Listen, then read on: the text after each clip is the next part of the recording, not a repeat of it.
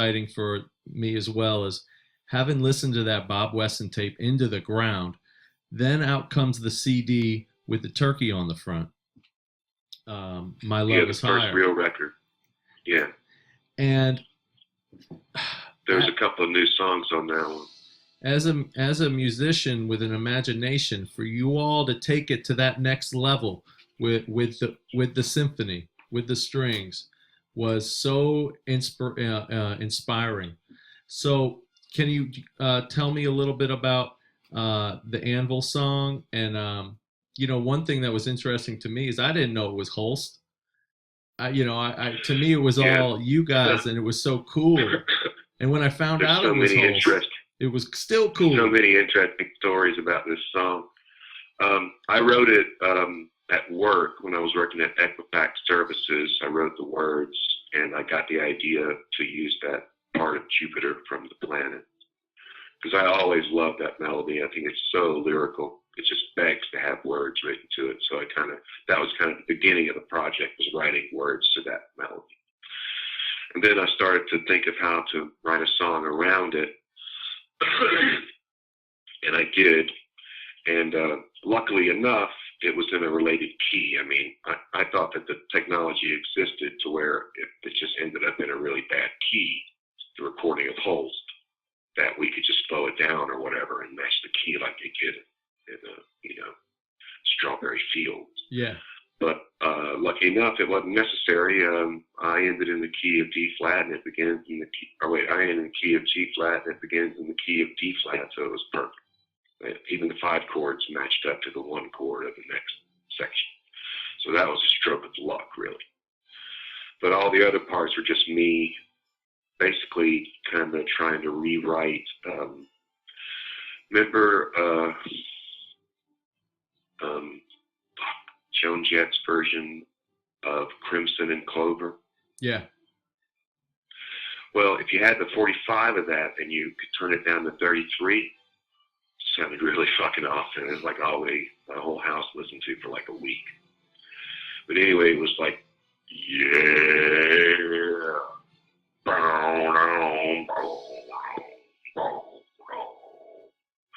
When you come walking over.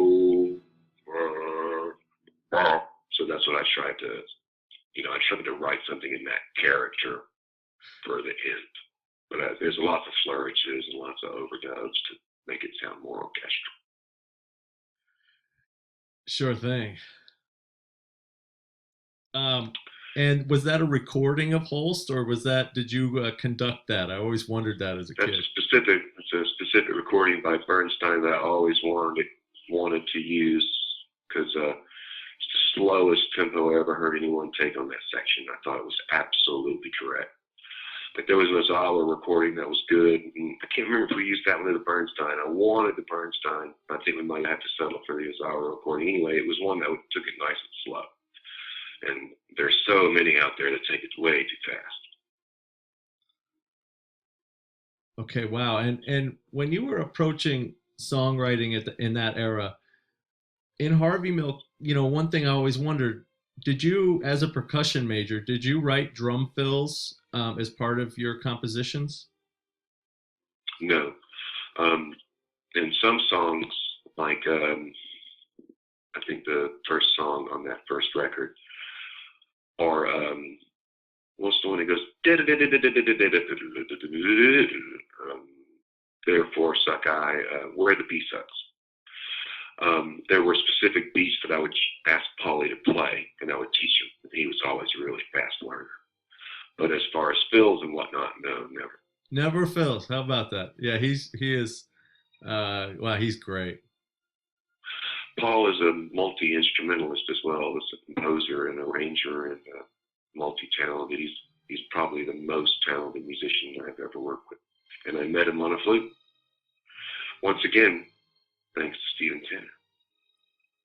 How did songwriting go in Harvey Milk? Did you guys jam it out, or did did people bring different ideas, or how did it go? Everybody brought songs in. Paul would write like Beaver Ruin, and even one of the later singles had one of his tunes on it. I forget the name of it. But his were the more those songs are Paul's songs. Wow. And he would bring them demos in, and we would just learn them, man, because they were so fucking great. They didn't need a fucking thing. Stevie was just, I mean, you could ask him to write you a riff, and he would just do it right then. And if you did it 4 times and then ask him to write you another riff, and he did it again, I mean, he was a songwriter that didn't know it. And so it was easy to take ideas, especially with someone like Paul chipping in from Stevie and turn them into great finger busting songs. All the finger busters, the one that really sound like, you know, bassoon. Those are all Stevie's tunes. Mine are the melodic, major key, slow, orchestral sounding tunes. That's what it was like.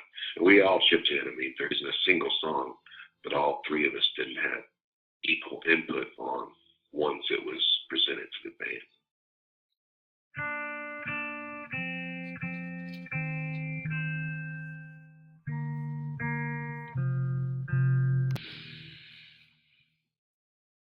You know, when you're a big music head and you're really into bands or a band, there's always a record maybe that's most special to you.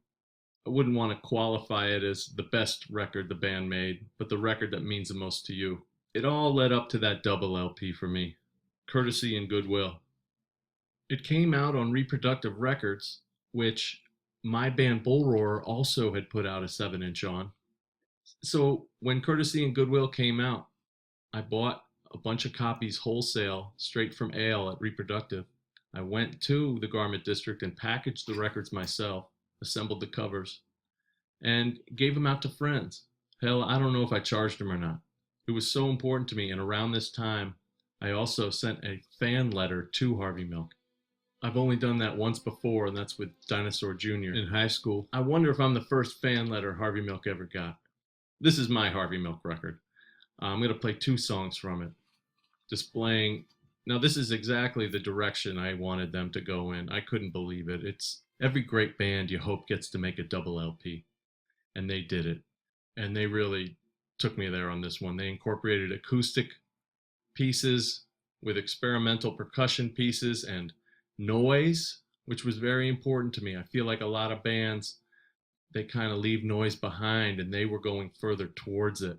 And that was incredibly up my alley. It was sparse and stark, bleak and epic. So now I'm going to play a couple songs from it.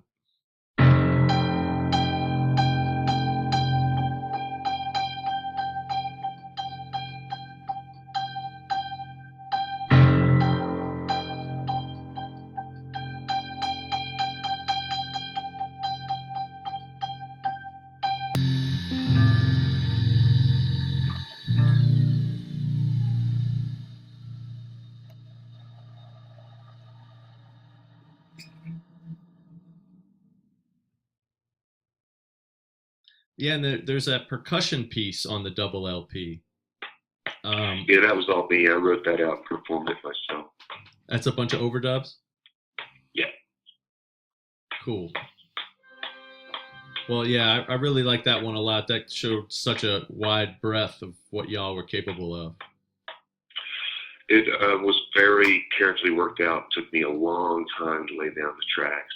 Andy Baker was recording it, and he had that effect that made it sound like a machine, or when it breaks down in the middle, it's like boom. Sounds like a fucking 27-foot robot walking down the street. That was all because of an effect he had laying around, like antique effect. So everything came together well after that. Well, that's great. But yeah, it was all written out on notepaper. I was reading as I was playing it.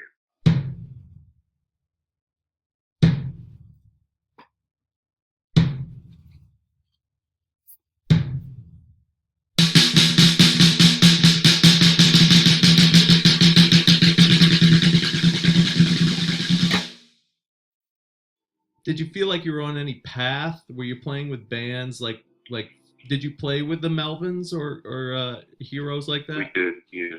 We got to play with the Melvins for the first time after Paul left, and it was us in the early stages of trying to reproduce what we had with Paul.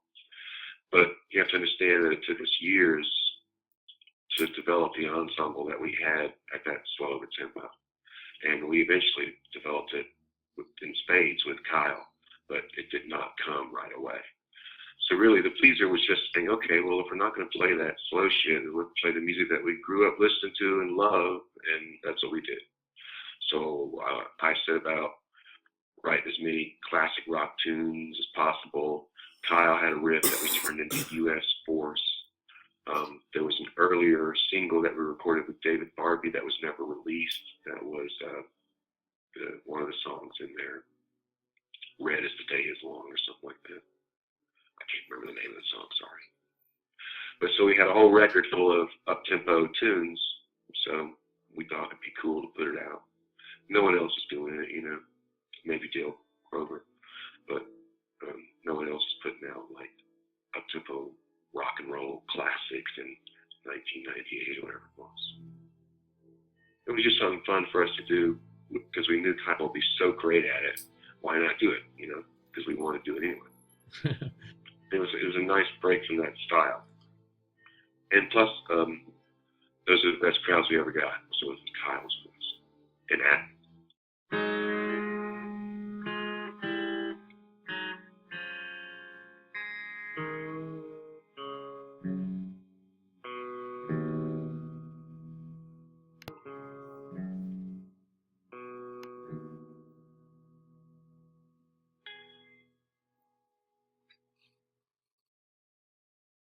After the pleaser, Harvey Milk took an extended break. During this time, I got to go out and travel and play music around the world and saw firsthand the Harvey Milk mythology build up worldwide. For instance, one time in England, a kid I was talking to, he turned pale when I told him I had this Harvey Milk tape. He'd never heard of this tape. This tape later became their self-titled tape release. When you're a fan of underground music, so many times you get into a band and you just assume, well, when I was younger, you assume this band is going to take over the world. And then it does not. So many times that you really can't trust your opinion anymore. But the fact that Harvey Milk sort of came back was validation without it being, it has nothing to do with ego. It's just sort of like, okay, the universe makes sense, you know, for once. It kind of started with it started with the Anthem DVD project, right? I mean, that seemed to be what gave it the kickoff. Well, I don't know what that is. Our good friend Henry Owens put out this DVD called Anthem, and I mean, I wasn't hooked into the rock scene, so I couldn't tell you if there was any word of mouth spreading around before that. But it seemed to me that that's what kind of kicked off the re-interest in our music. I saw you guys play on the first tour when you did the reunion, and it was eerie, man. It was like, I mean, were you guys using the same amps? I mean, it was like, it sounded amazing. I think so. It was like seeing my DNA in front of me because I'd listened to those recordings so many times, and that's happened a couple times in my life. When I saw the Meat Puppets too, was Harvey Milk content with their career? Was a career a goal? What were you guys thinking about? You mean as far as like what it would all lead to? Yeah, was that things? Were you all thinking about those things? No. The first go round, when it just kind of fell apart, no one was sad. We just said, you know, if we ever get together again, we'll play together again. But Colin and Stevie were going to California. I had a baby. You know, it was just change of life kind of thing. We never thought that there would ever be any reunion or further interest in our band because there had been none up until that point. So, yeah, I know that it came as a total and complete surprise and shock and honor that anyone would still be interested in our music after we had quit making it for so long. But yeah, just Stevie called me up and said, hey, this guy wants us to make a new record. You want to do it? I said, yeah, sure. So, you know, we had lots of music to choose from. We've probably all been writing for the last 8 years or 6 years, whatever it was. I had no idea that there was any sort of Harvey Milk like bubble until Stevie gave me that phone call.